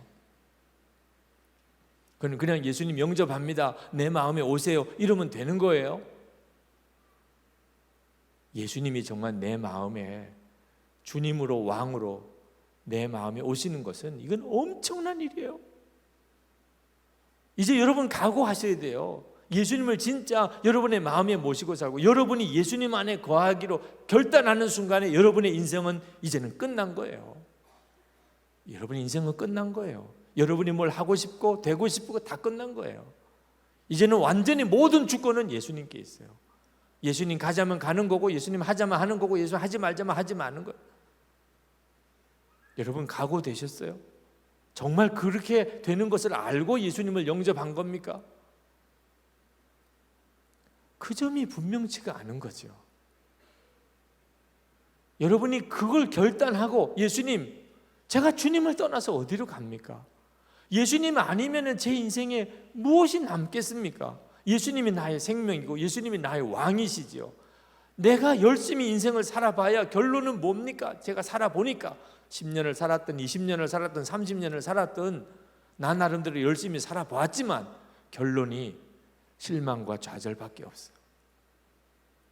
이렇게 사는 건 아니구나. 이제쯤은 결론 내려야 되잖아. 이제는 진짜 예수님 시키는 대로, 예수님 왕으로, 예수님 하라는 대로 내가 그렇게 살아야 되겠다, 이렇게 마음에 결심이 된 사람만 예수님 제 마음에 오십시오. 예수님을 내 마음에 모시고 나면 당장 오늘 이 집회가 끝나고 난 다음부터 여러분은 말하는 거, 행동하는 거, 처신하는 거 이제는 완전히 달라져 버립니다. 이제는 진짜 예수님 그 한 분이면 충분한 거예요. 여러분이 이 믿음으로 결단하고 사는 것을 도와드리려고 매일 여러분이 주님을 얼마나 바라보고 사는지, 얼마나 주님을 생각했는지를 기록을 해보라. 그리고 그것을 인터넷에 올리고, 그리고 나눔방을 만들어 드렸어요. 왜 나눔방을 만들어 드리냐? 혼자서만 쓰게 하면 혼자서 조용히 결단하다가 혼자서 조용히 끝내요. 아무도 몰라. 결단했는지도 모르고 끝냈는지도 몰라. 항상 작심삼일, 3일 정도 수준에 끝나요. 3일 정도 주님 바라보다가 또 끝내. 3일 정도 또 주님 바라보다가 끝내. 그래서 평생 주님을 믿고 살았지만 3일 정도밖에 교제를 안 한 거예요. 그러니까 수준이 항상 고수준이에요. 작심 3일 수준이라니까 예수님과의 친밀함이 어느 정도 수준이라고요? 3일 정도 수준. 작심 3일. 정말 주님을 사모하는 마음이 있었어요. 정말 이제는 주님 한 분이면 충분해. 그랬는데 3일 지나고 나니까 흐지부지 돼요. 3일. 한국교회 성도들의 왜 삶의 수준이 이렇게 엉망인가? 예수님과 동행하는 수준이 3일 정도밖에 안 됩니다. 근데 이게 나눔방을 인터넷에서 나눔방을 하고 보니까 서로가 지탱해 줘요. 그래서 3일 벽이 넘어가고 그게 한 달이 지나고 그게 3개월이 지나고 그게 6개월이 지나고 그게 1년이 되고, 여러분 이렇게 예수님을 바라보는 것을 서로 도와서 계속 주님을 바라보게 하면 어떤 일이 벌어지는지 아십니까? 비로소 예수님의 생명, 예수님의 왕되심, 예수님의 주인 되심이 어떤 것인지가 삶으로 나타나기 시작해요. 가장 놀라운 것은 예수님과 사랑에 빠져버려요. 여러분 예수님을 믿는 거하고 예수님과 사랑에 빠지는 거하고는 달라요. 예수님을 진짜 믿는 사람은 다 사랑에 빠지는 사람이어야 돼요. 예수님과 사랑에 빠진 사람만 예수님을 진짜 믿는 거예요. 그러면 예수님과 어떻게 사랑에 빠질 수 있습니까? 제가 어느 책을 보니까 예수님과 사랑에 빠지는 것에 대해서 아주 놀라운 도전을 하신 게 있더라고요. 미국의 심리학자인 로버트 앱스타인이 영화나 연극에서 연인 역을 맡아서 연기하던 배우들이 실제 사랑에 빠진 사례가 많다는 것을 주목하고, 그리고 그가 실험을 합니다. 리차드 버튼과 엘리자베스 테일러, 클레오파트라는 영화를 찍다가 그가 사랑에 빠졌죠. 브래드 피트와 앤젤리나 졸리도 미스터 앤 미세스 스미스라는 영화를 찍다가 실제로 연인이 됐죠. 그래서 이 로버트 앱스타인이 서로 만난 적이 없는 그런 남자와 여자를 서로 짝을 지어 앉혔어요. 그리고 이제 실험을 하는데 서로 짝을 지어서 서로 눈을 쳐다보라. 눈을 쳐다보는데 마음으로 그 사람에 대해서 아주 사랑하는 마음, 그 사람에 대해서 아주 긍정적인 마음을 가지고 눈을 쳐다보라. 그리고 이제 박자를 맞추어서 호흡을 같이 해요. 숨을 들이고 내쉬고 박자에 맞추어서. 그리고 정말 사랑하는 사람이라고 생각하면서 눈을 이렇게 응시하게 해요. 몸은 닿지 않지만 최대한 가까이 붙었어요.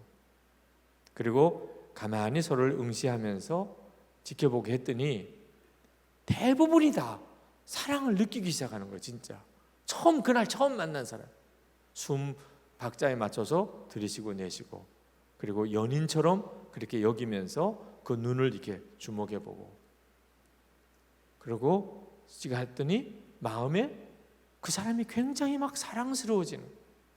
그러다가 실험하고 있는데 키스를 하는 사람이 있는 거예요. 몸은 닿지 말라고 그랬는데.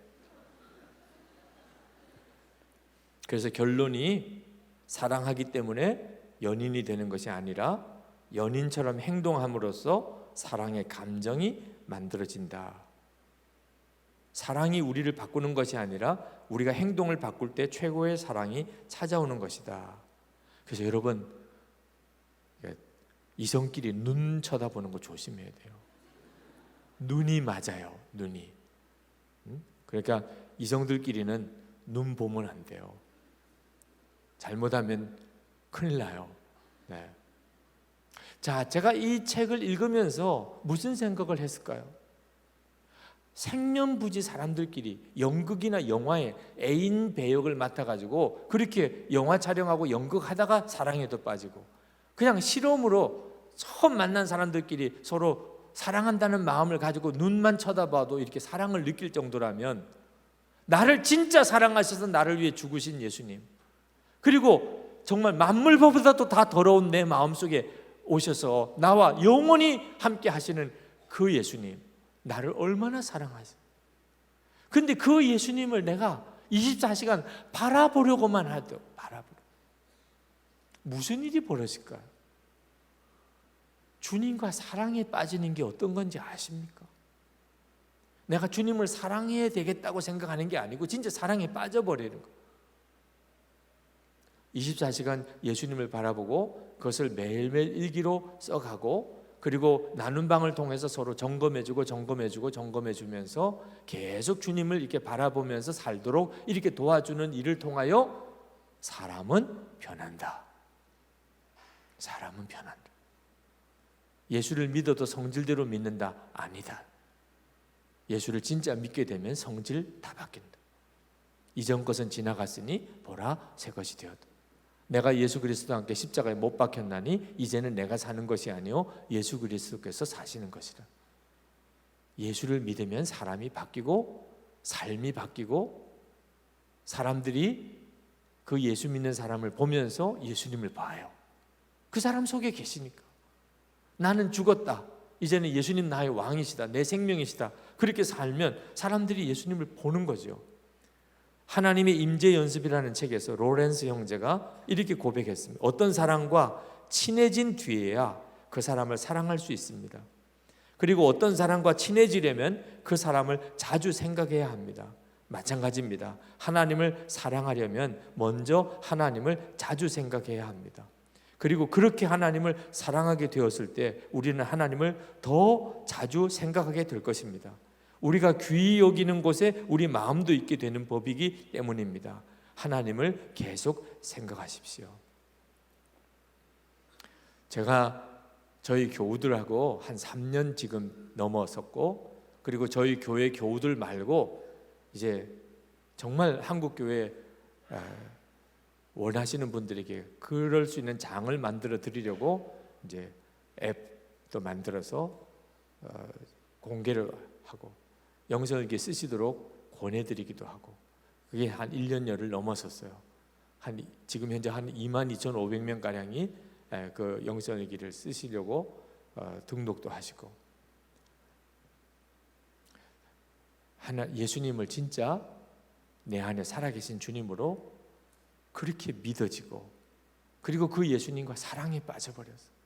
예수님과 사랑에 빠져버리면 안 된다 못한다가 없어요. 주님의 말씀대로 사는 거 절대로 어렵지 않습니다. 원수도 용서하고 사랑하는 거 어렵지도 않아요. 예수님이 내 생명이고 예수님이 내 주님이시고 예수님이 내 왕이신 걸. 여러분, 우리가 이 엄청난 지금 IT 기술이 발달되고 어떤 사건이 하나 좀 의미 있는 사건이 일어나면 급속도로 퍼져나가는, 지금은 대부분 이것이요 죄 짓는 데 쓰여지고 있어요. 상업적인 목적으로, 돈 버는 목적으로 개발도 되고 있고, 음란한 것이 퍼지는 속도가 엄청나요. 우리 한국 사람 IT 기술이 개발됐다고 좋아만 할 게 아닌 게, 전 세계에서 인터넷 음란 사이트에 가장 많이 접속하는 나라가 한국이라고 그러죠. 지금 그렇게 쓰여지고 있어요. 뭐 이렇게 연예인들 가십거리들 뭐 이런 것들 퍼날르는데 엄청나게 쓰여지고, 쓸데없는데 하루 종일 시간을 보내요. 스마트폰으로, 인터넷으로. 하여튼 온갖 세상의 쓰레기 같은 소식들 하나도 들어서 본인에게 영적으로 도움이 되거나 우리의 삶을 윤택하게 하거나 서로 사랑하게 하는 것이 아닌, 정말 들어도 아무 소용없는 거. 우리가 야구 선수가 홈런 쳤는지 승리했는지 그게 우리에게 뭐가 그렇게 중요해요? 우리나라 축구 국가대표 선수들이 어떻게 됐는지 그게 또 우리에게 뭐가 그렇게 중요해요? 그냥 한번 결과 듣고 야 잘했으면 박수 쳐주고 기회가 되면 운동장 가서 한번 응원할 수도 있는 거지만, 그걸 가지고 며칠을 묵상할 거는 없잖아. 그죠? 그 야구 선수 그거 뭐 어떻게 좋은 성적 나면 그냥 하루에도 막 한 30번 40번씩 들어가서 하여튼 신문 기사라는 기사는 다 읽어봐야 이렇게 할 것까지는 없잖아. 우리가 진짜를 모르니까. 정말 내 마음속에 주인 되고 생명 되시고 내 삶을 뒤집어 놓는 진짜 그 주님을 모르니까 허덕거리는 거죠. 그러니까 이 세상에 온갖 쓰레기 같은 소식에 매달리는 거예요. 진짜 컨텐츠가 없으니까. 근데 우리 안에 우리가 예수님으로 사라지는 역사가 일어난다면 이건 황홀한 일인 거예요. 어떻게 이게 가능할까?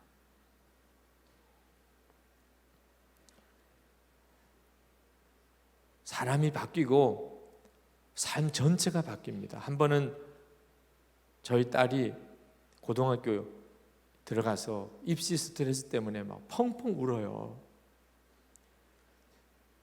제가 집에 들어갔더니 제 아내가 여보, 우리 둘째 하영이 방에 가서 기도 좀 해줘요. 오늘 학교에서 스트레스 엄청 받아가지고 울고 있다는 거예요. 방에 들어가 보니까 침대에 쭈그리고 앉아서 울고 있더라고요. 뭐 이제 고등학교 올라가니까 대학 들어가는 문제들 심각하고, 그리고 그것 때문에 막 마음이 상한 일도 있고, 그래서 하영아 기도하자. 그래서 우는 아이를 끌어안고 기도했어요. 하나님, 우리 하영이에게 역사해 주세요. 예수님 바라보게 해주세요. 공부하는 거 스트레스가 되지 않게 해주세요. 예수님과 함께하는 즐거운 공부가 되게 해주세요. 감사가 되게 해주세요. 뭐 이렇게 기도를 했어요. 그러면 목사 딸이면 아빠 목사님이 그렇게 기도해 줬으면 기도 끝나고 나면 아멘 아멘, 아빠 너무 감사해요. 기도 받고 나니까 힘이 나는 것 같고 생각이 바뀌고 정말 너무 감사해요. 이래야 되잖아요. 그죠? 근데 그렇게 기도를 했는데 저희 딸이 아빠는 진짜 예수님이 마음에 계신 거 믿어져요? 아빠, 내 안에 진짜 예수님 계신 거 맞아요? 나는 정말 믿어지지 않아요. 아빠, 정말 예수님이 아빠 마음 안에 계셔요. 근데 왜 나는 안 믿어지지? 예수님이 진짜 내 마음에 계시면 내가 모를 수 있어. 근데 어떻게 아빠는 그렇게 정말 예수님이 계신 것처럼 그렇게 기도하는 거야? 근데 어떻게 이제는 더 해야 될지 모르겠더라. 근데 그때 제 마음에 이것이 우리 교우들이 저에게 말하지 않지만 우리 교우들의 속으로 부르짖는 부르짖음이겠구나. 제가 예수님 바라보시라, 늘 주님 안에 거하시라 하지만 우리 교우들의 마음속에는 예수님, 진짜 예수님이 내 마음에 계신 거 맞습니까? 정말 그걸 믿을 수 있을까요? 정말 나도 예수님을 만날 수 있을까요? 목사님 안에는 정말 예수님 계신 거 맞습니까? 아마 교인들 중에 상당히 많은 분들이 그렇게 할 것이다. 그런 느낌이 들더라. 그래서 하영이에게 다시 기도해 줬어요. 하나님, 우리 하영이와 만나 주세요. 눈을 열어 주세요. 예수님 마음이 계신 것을 알게 해 주세요. 더 이상 제가 할 수 있는 것도 없었어요. 그리고 고등학교 3학년 때입니다. 제가 학교 데려다 주려고 아침에 운전을 하고 가는데 이 아이가 제 옆에 앉아서 가다가 갑자기 아빠 너무 고마워요. 그러는. 뭐가 고마운데? 운전해줘서 그런 거야? 아니, 그런 게 아니고요. 사실은 자기가 하나님이 진짜 살아계신 하나님, 예수님이 정말 나와 같이 계신 거 안 믿어지더래요. 그런데 사방에서 이 반기독교, 안티 기독교 사이트 또 글들 이런 것들이 막 올라오는데 자기도 그걸 하나 둘 읽다 보니까 하나님이 안 계신 것 같은 생각이 들다. 그 안티 기독교에서 말하는 게 옳아, 맞아 이런 생각이 들더래요. 그런데도 자기가 하나님을 부인하고 떠날 수가 없었던 것은 아빠를 보면 그래도 또 주님이 계신 것 같아요. 그래서 자기 마음에 이렇다 저렇다 결론을 못 내리고 그냥 고민만 이렇게 하고 있었는데 저희 딸이 고등학교 3학년 때 그때 이제 전 교인들이 영성일기를 쓰기 시작을 했습니다. 쓰게 한 거지 뭐 다 쓴 건 아니죠. 지금도 한 반도 아니니까. 근데 중고등부에서도 영성일기를 쓰기 시작했어요. 저희 딸이 이제 영성일기를 쓰기 시작한 겁니다. 그냥 영성일기 쓴다는 게 내가 얼마나 예수님을 하루에 생각하고 살았나를 기록에다가 남기는 거예요. 그런데 하루 기록에 쓰고 그 다음 날 기록 쓰고 그 다음 날 쓰고 하다가 이게 뭐야? 주님이 나와 같이 계시잖아. 내게 지금 이런 마음을 주셨잖아. 이건 예수님이신지. 주님이 나에게 이렇게 말씀하시네. 이렇게 써보니까 자기가 놀라는 거예요. 자기는 예수님이 정말 계신가, 나와 같이 계신가, 그걸 정말 믿을 수가 없었대. 아빠가 그냥 그렇게 믿으라고 하는 거지 뭐. 아빠가 예수님과 동행한다는 것도 정말 그럴까 그랬는데 예수님은 진짜 자기 안에 계시고 자기에게 말씀하시고 자기에게 위로하시고 자기를 인도하시는 것을 너무나 분명하게 기록으로 보는 거예요. 자기가 아빠 이제는 정말 알겠다는 거예요. 아빠가 뭘 말하려고 했는지, 예수님이 내 안에 계신 것을. 그래서 너무 고마워요. 그러고는 학교 앞에 가서 이제 내리고, 저는 집으로 운전해 오면서 길가에다가 차를 대고 울었다니까. 목사인 아빠, 목사의 딸, 쉽지 않은 관계일 수도 있어요. 아빠는 교회에서는 목사님인지 모르지만 나는 아빠의 모든 비밀을 알고 있어요. 이럴 수도 있는 거예요. 네. 아빠 폭로할 거예요. 이럴 수도 있는 거예요. 아빠의 지금의 모습을 사람들은 모를 거예요. 이럴 수도 있는 거란 말입니다. 저는 아빠의 설교를 들으면 은혜를 받지만 아빠의 삶의 모습을 보면 저는 정말 절망이에요. 이럴 수도 있는 거거든요. 근데 저희 딸이 하나님을 부인할 만큼 그렇게 믿음의 회의가 왔는데 그래도 그 믿음을 지킬 수 있었고, 그리고 정말 예수님이 마음에 계신 것을 확인할 수 있게 된 것에 제가 그것을 도와줄 수 있었다. 이건 정말 놀라운 일이잖아요. 예수님은 정말 살아계신 분이죠. 우리가 뭘 나누려고 하는 거죠? 무슨 콘텐츠를 나누려고 하는 거죠? IT 기술을 가지고서 도대체 우리가 뭘 전달하려고 하는 거죠? 지금도 살아계신 예수님. 그 도대체 살아계신 예수님을 어떻게 나눠요? 여러분 자신이 바로 콘텐츠인 거예요. 살아계신 예수님과 연합된 자, 주님 안에 거하고, 그리고 예수님은 여러분 안에 계시고, 여러분이 그 삶을 사는 거예요. 여러분이 증인이 되는 겁니다. 지금은 하나님이 전 세계 모든 사람들이 한순간에 증인을 볼 수 있게끔 만들어 놓으셨어요. 이 기가 막힌 세상이 됐어요. 이제는 증인만 있으면 돼요. 증인만. 예수님으로 사는 증인 말입니다. 나는 죽고 예수로 살고 24시간 예수님을 바라보고 예수님 안에 거하고 예수님은 그 안에 거하는 바로 그 사람이 필요한 거예요. 그리고 그 사람들의 연합된 교회가 필요한 거예요. 그런 사람들의 공동체가 필요한 거예요. IT 선교사님들 10,000명의 선교사님이 일어나야 하죠. 그러나 더 중요한 기도 제목은 이제는 증인들이 일어나는 겁니다. 지금은 증인들이 세워지면 이건 엄청난 파괴력이 있습니다. 오늘 이 밤에 요한복음 15장 4절부터 6절 말씀이 이 IT 미션 컨퍼런스와 어떤 연관이 있는지 사실 쉽지 않지만 주님은 놀라운 말씀을 하고 계셨어요. 이 말씀은 주님 오실 때까지 계속 진리이죠. 그런데 이 말씀이 실제가 되어지는 것은 황홀한 일입니다. 오늘 우리가 같이 좀 기도했으면 좋겠습니다. 지금 세상은 엄청나게 바꿔져 가고 있습니다. 이것은 마귀의 도구로 쓰임 받을 수도 있고 하나님의 손에 쓰임 받을 수도 있어요. 이번에 우리가 10,000명의 IT 선교사에 대한 도전을 하고 있습니다. 아마 하나님은 이 도전을 하셨고 비전을 주셨으니 아마 이루어질 겁니다. 그러나 10,000명의 IT 선교사님이 서면 뭐합니까? 증인이 없는데 세상 사람들은 더 이상 그냥 죽은 문자로서의 복음이나 성경을 원하지 않습니다. 증인을 보고 나면 그들은 성경에 대해서 관심을 갖게 될 거예요. 물론 말씀 그 자체는 살았고 운동력이 있어 그 말씀 자체가 역사하는 증거도 지금 선교지에 도처에 일어나고 있습니다. 그러나 그들도 곧 믿음을 가지고 난 다음에 얼마 안 가면 똑같은 우리와 같은 도전을 받게 될 거예요. 단순히 말씀으로만 만족할 수가 없습니다. 이 말씀이 실체가 된 증인이 있습니까? 이 말씀이 그대로 사라지는 증인이 있냐 말입니다. 있습니다. 지금 우리 한국에 엄청나게 있습니다. 우리가 그럴 수 있게 되기를 기도하십시오. 여러분 자신이 증인이 되기를 기도하세요. 예수님은 건성으로 믿을 주님이 아닙니다. 너무나 놀라우세요. 우리가 주님과 교제하는 것에 대해서 훈련이 안 되었기 때문에 답답할 뿐입니다. 그동안 워낙 우리가 눈에 보이는 대로만 살았어요. 마음이 중요한 줄 전혀 몰라서 마귀에게 마음을 완전히 뺏겨버리고 몸만 교회에 나오는 교인이 되어버린 거예요.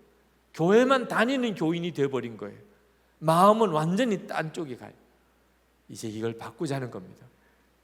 예수님, 제가 예수님 안에 거합니다. 예수님께 내 인생을 다 드리는 거예요. 예수님 나의 왕이란 뜻입니다. 예수님은 내 안에 거하시고 왕으로 내 안에 거하십니다. 이제는 나에게는 왕이 계세요. 내 마음에는 왕이 계세요. 이제는 난 더 이상 마음대로 살 사람이 아닙니다. 감정, 생각조차, 기분조차도 이제는 왕이 시키는 대로입니다. 주님, 제가 그런 삶을 살겠습니다. 주여, 저를 통해서 주님이 드러나시기 원합니다. 제가 믿음의 실험이 되기 원합니다. 제가 하나님께 드린 산 제물이 되기를 원합니다. IT 기술이 엄청나게 발전하고 있습니다. 1만 IT 선교사님들이 일어서고 있습니다. 주님, 제가 증인으로 같이 일어서기를 원합니다. 사람들 앞에 나를 보라고 말할 수 있게 되길 원합니다. 기도하십시다. 은혜와 사랑이 충만하신 아버지 하나님, 놀라우신 하나님의 은혜를 감사합니다. 하나님, 오늘 하나님께서 우리에게 참으로 도전적인 하나님 모임을 허락해 주셨습니다. 아버지 하나님, 정말 아멘입니다. 이 세상은 깜짝 놀랄 만하게 변화되고 있습니다. 이제는 어떤 한 소식이 전 세계로 급속하게 퍼져가는 때에 있습니다. 하나님, 이 때에 기쁜 소식이 하나님 전해질 수 있게 되기를 원합니다. 하나님, 그와 동시에 증인이 같이 전해지게 되기를 원합니다. 하나님, 그 기쁜 소식으로 생명을 얻고 사는 자, 예수님을 정말 왕으로 모시고 사는 자, 예수님 안에 거하고 예수님이 그 사람 안에 거하는, 예수님은 포도나무고 가지가 되어져 있는 하나님, 그 사람이 하나님 일어서게 되기를 원합니다. 아버지 하나님, 더 이상 하나님 교회만 왔다 갔다 하는 식으로 신앙생활 하기를 원하지 않습니다. 하나님, 이제는 정말 예수님 주님으로 사는 자가 되기를 원합니다. 아버지 하나님, 더 이상 어떤 일도 걱정하고 염려하지 않겠습니다. 아버지 하나님, 저희가 원합니다. 주님, 제가 갈망합니다. 주님, 아버지 하나님, 주님만 오직 따라가기를 원합니다.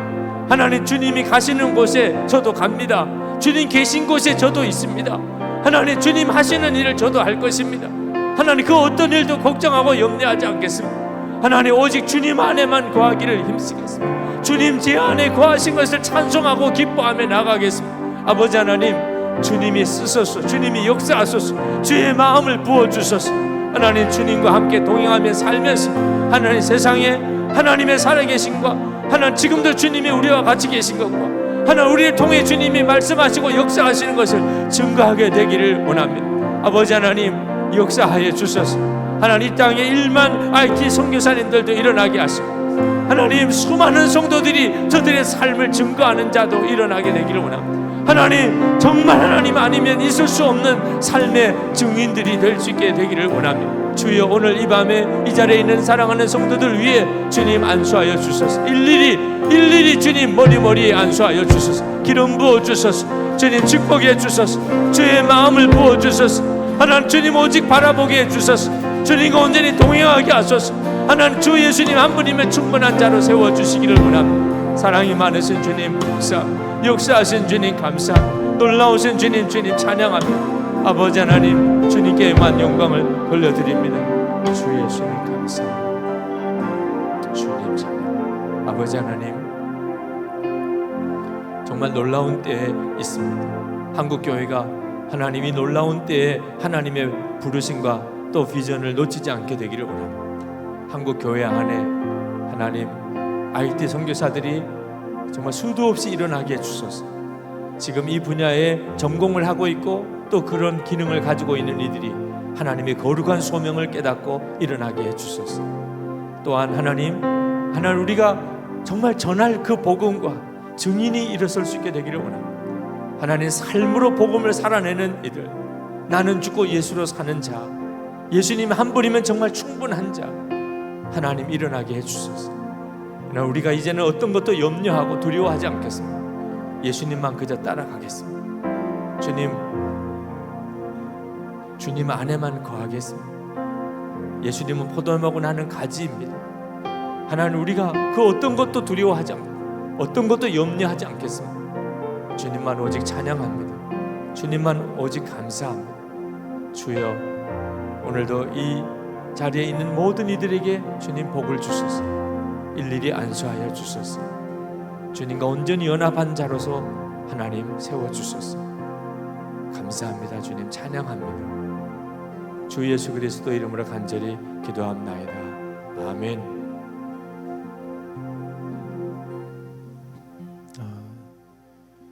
목사님께서 굉장히 중요한 도전과 말씀을 저희에게 해주셨다라고 믿습니다.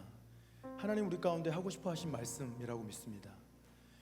이 몇 달 동안 IT 컨퍼런스를 준비하면서 주님이 계속해서 준비하는 팀 안에 말씀하신 것은 IT It's You라고 주제를 잡은 이유도 우리 사람들이 우리가 IT다라고 말씀하시는 거예요. 기술이 아니라 우리의 삶이, 오늘 목사님 말씀 중에 우리가 컨텐츠다라고 말씀하시는 우리의 삶이 컨텐츠가 돼야 되는 거죠.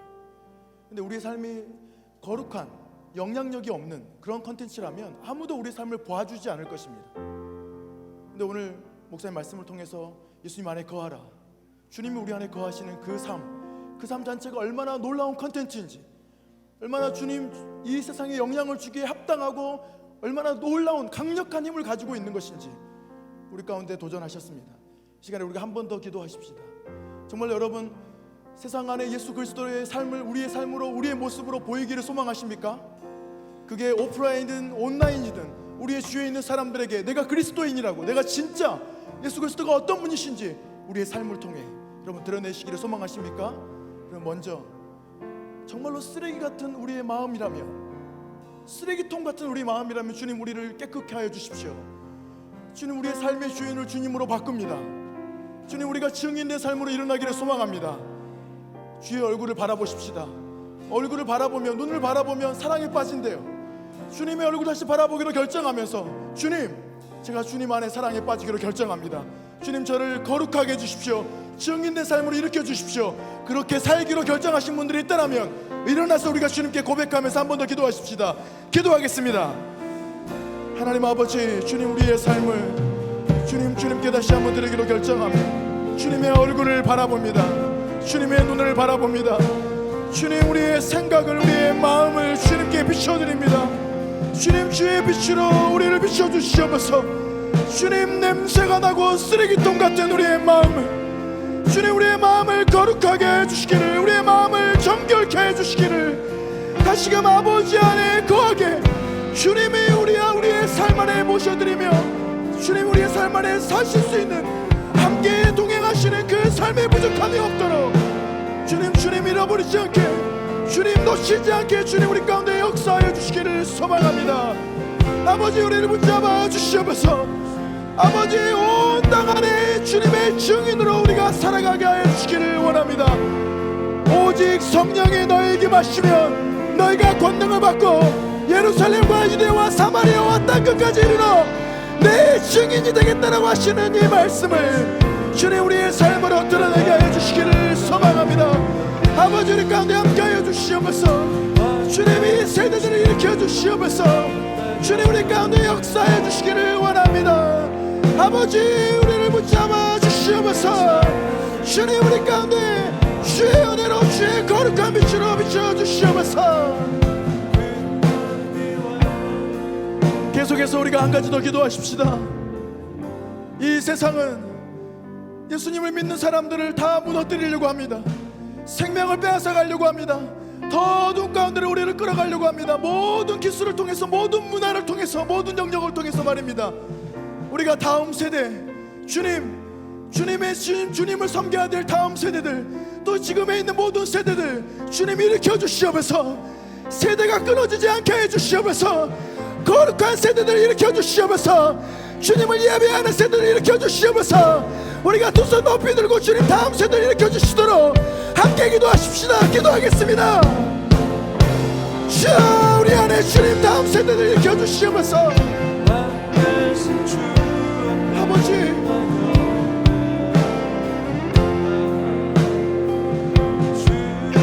주님 일으켜 주시기를 원합니다. 아버지 일으켜 주시기를 원합니다. 아버지 일으켜 주시기를 원합니다. 주님 다음 세대가 끊어지지 않게 하여 주시옵소서. 주님 초등학생들이, 중학생들이, 주님 고등학생들이, 주님 대학생들이, 아니 그리고 지금 이 모든 세대 안에 주님이 임하여 주시옵소서. 주님이 임하여 주시옵소서. 주님이 임하여 주시옵소서. 주님이 임하여 주시옵소서. 주님이 임하여 주시옵소서.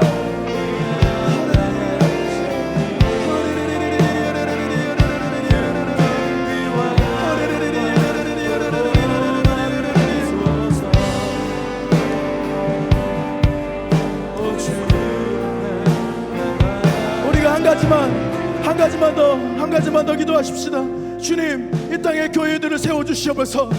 주님, 이 땅의 교회들 안에 주의 거룩하심들이 흘러갈 수 있도록 하나님 이 IT를 사용하시며 사람들을 일으키시며 주님 역사하여 주시옵소서. 하나님, 이 땅에 있는 그리스도인들 안에 하나님이 이 영역에 자기의 삶을 드리며 나갈 수 있는 주님 그러한 결단과 헌신과 그러한 선교사들이 일어나게 해 주시옵소서. 주님, 이 땅의 교회들을 주님 강건하게 해 주시옵소서. 공동체들을 세워 주시옵소서. 서로 지탱하며 나가게 해 주시옵소서. 기도하십시다.